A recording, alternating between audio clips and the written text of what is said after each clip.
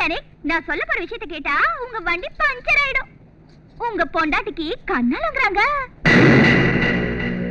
ஆமா, உங்க அத்தை அவ தம்பி பிள்ளைக்கு கட்டி கொடுக்க போறாளாம் உங்க கலெக்டரை. இப்பவும் அவங்க கலெக்டர் தான், ஆனா அவங்க உங்க கலெக்டர் இல்ல. கலெக்டரா தான் இருக்காங்க. அவங்களுக்கு புருஷன் தான் 2 பேர் ஆயிட்டாங்க. இன்னைக்கு வரைக்கும் அவ உங்க பொண்டாட்டி, அவ நாளையில இருந்து இன்னொருத்தனுக்கு பொண்டாட்டி. ஏன் குத்து காட்டுறேன்னு வேதனையா இருக்கா? வேதனை பண்ணணும், இன்னும் வேதனை பண்ணணும்.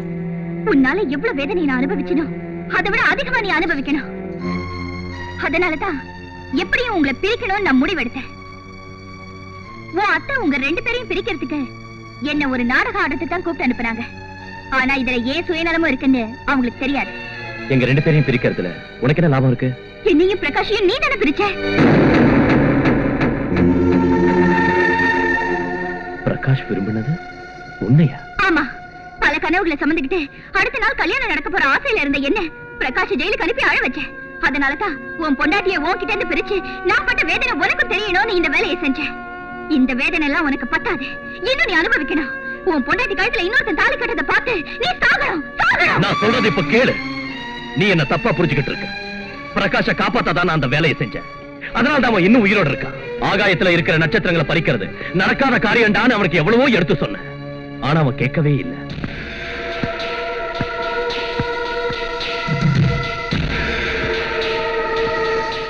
ஹலோ பிரகாஷ், இந்த 20 லட்சம் ரூபாய் கள்ள நோட்டை நீ 10 நாள்ல மாத்திட்டீனா உன் கைக்கு 5 லட்சம் ரூபாய் கிடைக்கும். எங்களுக்கு 10% கமிஷன் கொடுத்தா போதும். நிச்சயமா மாத்திடுறேன். நீங்க கவலைப்பட வேண்டிய அவசியம் இல்ல. வர இவன் 10 நாளைக்குள்ள நிச்சயமா பணத்தை மாத்திடுவான். அந்த பணத்தை வாங்கிட்டு இவனை தீர்த்திடணும். ஆமா, அதுக்கப்புறம் இவன் உயிரோட இருந்தா நமக்கு தான் ஆபத்து. ஏன் நீ எங்களுக்கு 5 நாளா கலெக்ஷன் கட்டல? கட்டுறேன்டா.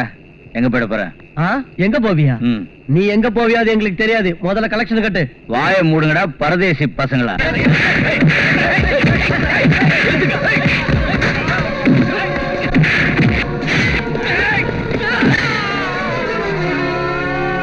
சாட்சி ஆதாரங்களையும் குற்றவாளியின் நண்பனான ராஜா சொன்ன முக்கிய வாக்குமூலத்தையும் கேட்ட பிறகு இவன் அந்த கலாட்டாவில் ஈடுபட்டிருந்தான் என்றும் ஒருவரை தாக்கி காயப்படுத்தினான் என்றும் கோர்ட் நம்புகிறது. இக்குற்றத்தை செய்ததால் இவனுக்கு 2 ஆண்டுகள் கடுங்காவல் தண்டனை விதித்து தீர்ப்பளிக்கிறேன். பிரகாஷ் ஒரு தவறான பாதையில போகாம இருக்கிறதுக்காகவும் அந்த அயோக்கியங்க கிட்ட இருந்து பிரகாஷை காப்பாத்துறதுக்காகவும் தான் அன்னைக்கு கோர்ட்ல போய் சாட்சி சொன்னேன். அதுக்கப்புறம் அந்த கள்ள நோட்டு விற்கிற கும்பல நானே போலீஸ் கிட்ட புடிச்சு கொடுத்தேன். அன்னைக்கு நான் அந்த வேலையை செய்யாம இருந்திருந்தா அவங்க அவனை நிச்சயம் கொண்டு இருப்பாங்க. அதுக்கு தான் அப்படி செஞ்சேன். இன்னைக்கு இந்திராவை பிரிஞ்சு நான் படுற வேதனையை விட என்ன பழி வாங்கணும்னு ஒரு பொண்ணு தன்னையே பழி வாங்கிக்கிட்டதை நினைச்சு இன்னும் வேதனை படுறேன். ராஜா, என்ன மன்னிச்சிருக்க, அவசரப்பட்டுட்டேன். இப்பவே போய் இந்திரா கிட்ட நடந்ததெல்லாம் சொல்லிடுறேன். வேண்டாம். புருஷ பொண்டாட்டிக்கு நடுவுல உள்ள உறவு மனசால புரிஞ்சுக்க வேண்டியது, சொல்லி புரிஞ்சுக்க கூடியது இல்ல.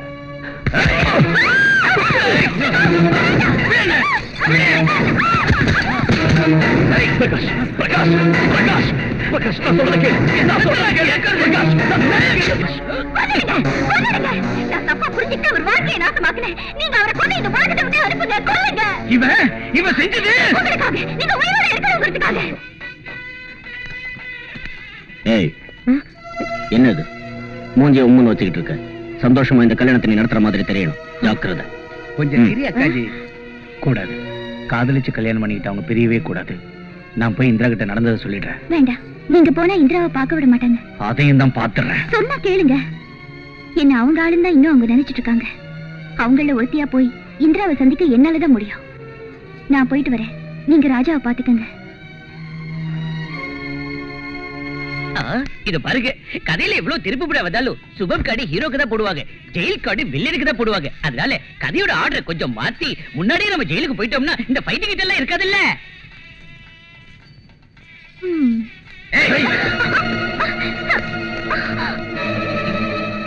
நீங்க எதுக்கு வந்த? ஃபைனல் செட்டில்மெண்ட்டுக்காக வந்திருக்கா போல இருக்கு. இங்க பாரு, இப்ப கவர்மெண்ட் பாரடிச்சு, பார்வதி பட்டிட்டோட கவர்மெண்ட் கவுது, செக்யூரிட்டி கவர்மெண்ட் வந்துடுச்சு.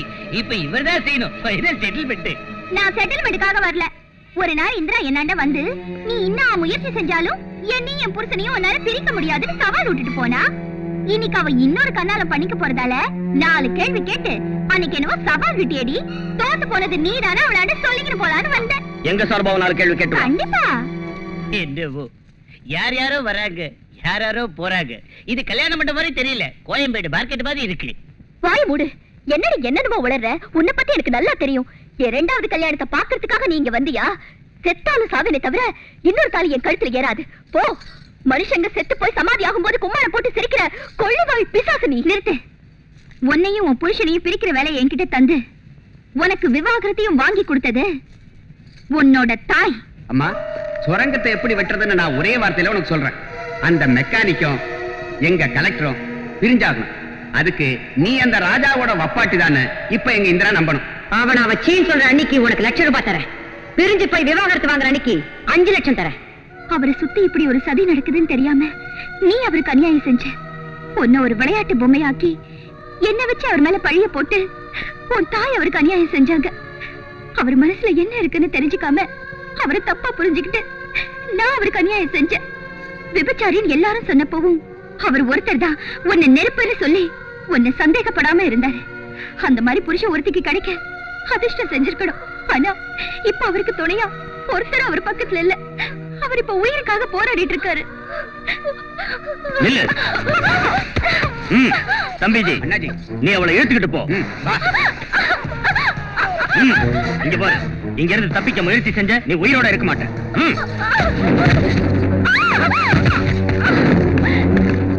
எங்களுக்கு தெரியாம இவ்வளவு பெரிய சுரங்கத்தை வெட்டி இருக்கிறிய. தேவையில்லாம பேசாத, வா.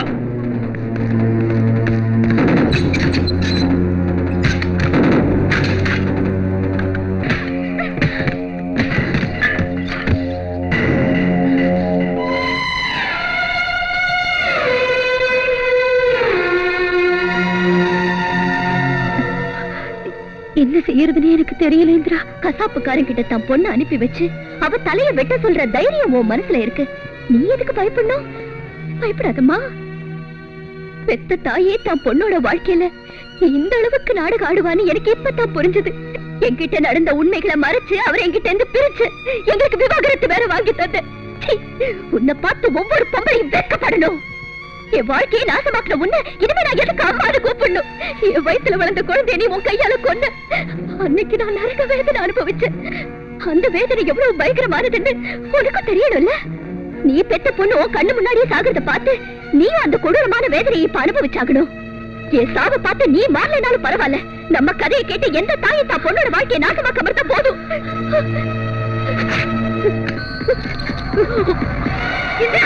ஐயோ வேணாமா, வேணாமா, சொன்ன கேளுமா. ஐயோ ஐயோ, யாரும் வாங்கல.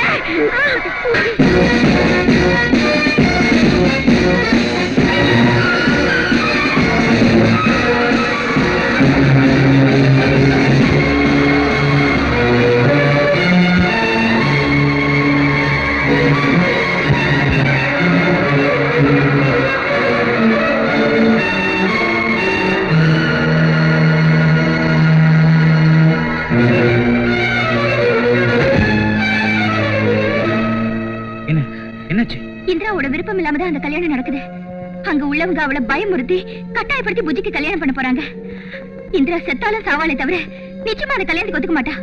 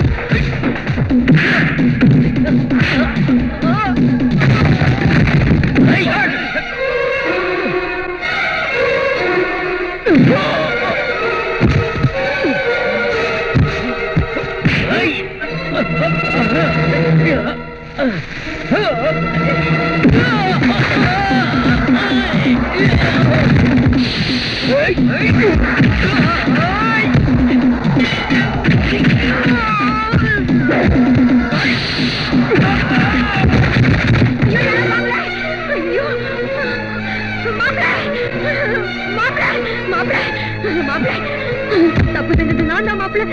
என் பொண்ணு அப்பாவி அவசர இருக்கா மாப்பிள்ள. உங்க காலை பிடிச்சு கேட்கிறேன், அவளை காப்பாத்துங்க மாப்பிள்ள. இந்த அவசத்தை குடிச்சிட்டா மாப்பிள்ள.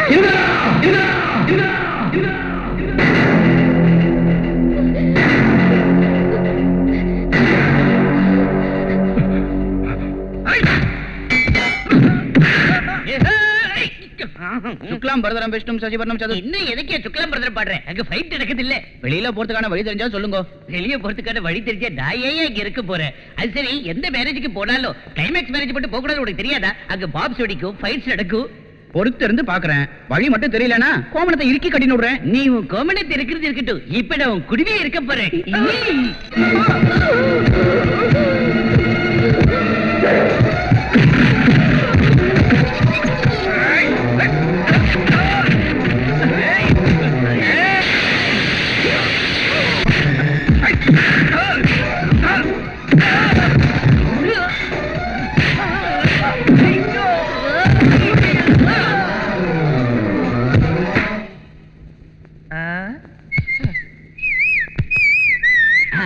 இங்க என்னப்பா நடக்குது? கிளைமேக்ஸ் நடக்குது. எங்களுக்கு தெரியாதா? அடடா, இங்க நீதான் வில்லனா? அப்ப நான் தான் மெயின் வில்லன். கூப்பிடுங்க போலீஸ், மாட்டேங்க விலக்கு, தள்ளுங்க என்ன ஜெயில. ஜெயில இருந்து தப்பிச்சு போயிடலாம்னு நினைக்கிறியா? டேய், நான் திக்கிய பாத்துக்கிறேன், நீ பேனட்ட பாத்துக்கோ. இந்த விளையாடி நான் வரல, எதை விட்டுடுங்க. அது என்னது? போட்டாயா?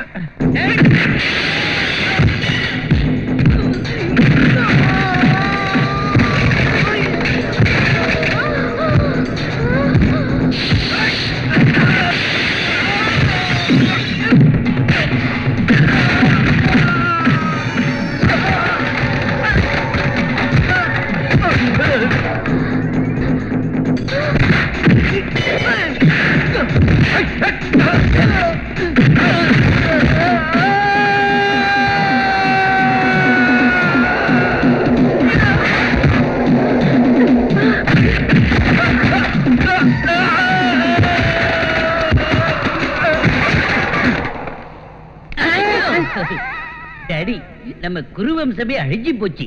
இனி நாம வீர சொர்க்கம் அடைவோமா? டேய், உன்னை பெத்ததுக்காக எனக்கு ஒரு சின்ன சுரங்க வெட்டி கொடுறா. மிச்ச மீதி இருக்கிற பாத்திரங்களை எல்லாம் ஒரு மூட்டையா கட்டிட்டுமா? உன் செல்வாக்க உபயோகிச்சு எனக்கு ஜெயில ஒரு நல்ல ரூமா வாங்கி கொடுறா. சூப்பர், பேசி பாக்குறேன்.